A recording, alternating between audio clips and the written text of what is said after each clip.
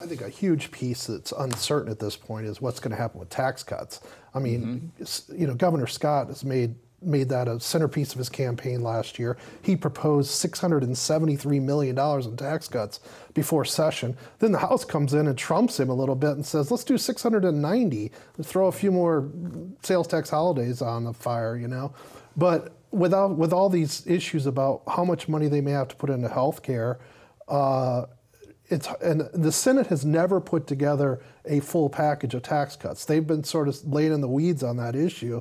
And so that's a huge issue that's going to have to be resolved as part of the budget. And I mean, it absorbs policy as well as has dollar figures attached. Brandon also has covered quite a bit the issue of school funding.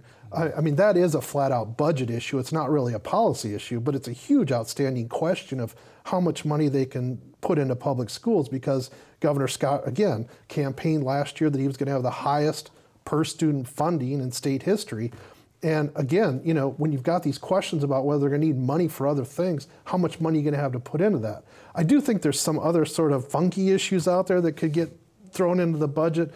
One is stadiums, stadium funding.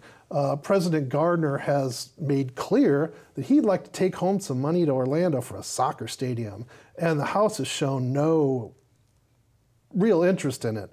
But when the wheeling and dealing starts, that may be something he pushes for that isn't really just straight up budget issue, but it does involve money.